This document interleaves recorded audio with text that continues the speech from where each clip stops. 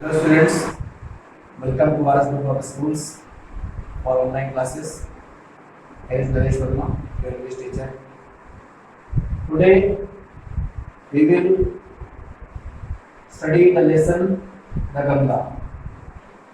This lesson is from Cruise, that is lesson number 3 and dedicated to class 10. The writer of the lesson is Pandit Jawaharlal Nehru, who was the first Prime Minister of India. In this lesson, the writer has described the past culture, civilization, tradition of India through the river Ganga. This is an extract from his last will and testament written in 1954. The writer expresses his gratitude for the love and affection which he got from the people of India from every nook and corner. He also expresses his love for the river Ganga, which has been beloved of her people, because this river has been beneficial to the Indian farmers.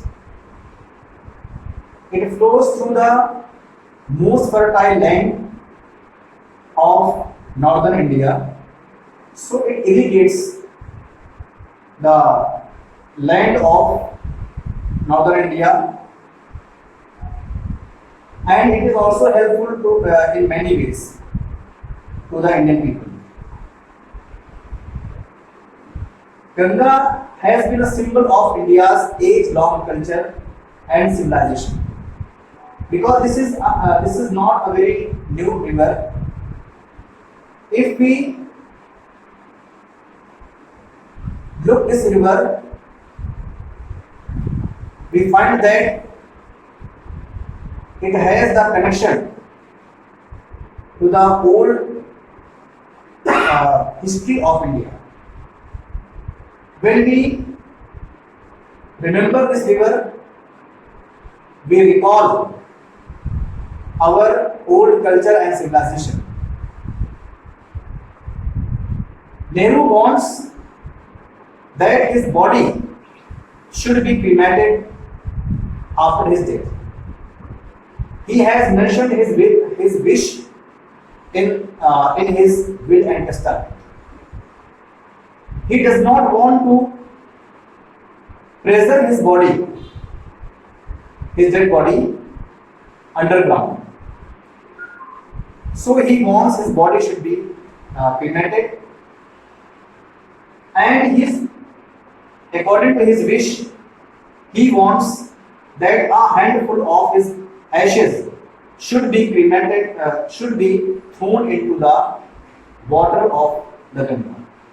Not for any religious purpose, just for this reason that Nehru thinks that when a handful of his ashes will be thrown into the river Ganga, the water that is flowing through this river, it will carry the particles of his ashes to the Bay of Bengal, where this river washes the lotus feet of our country.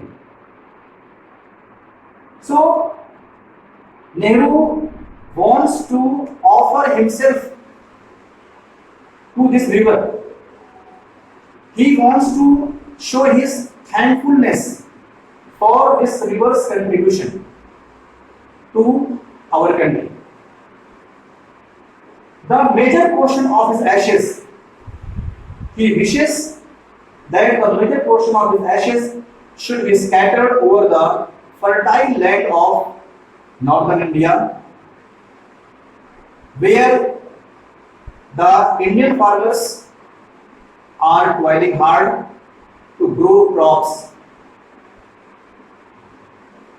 By this way, he thinks that when the the particles of his ashes will be thrown into the lands of India, they will mix up with the land, with the particles of the soil, and this way he will remain present in the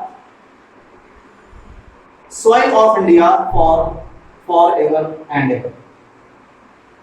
So this way, writer has expressed his wishes, his will to this testament, which was written on 21st June 1954, just before 10 years from his death. Thank you.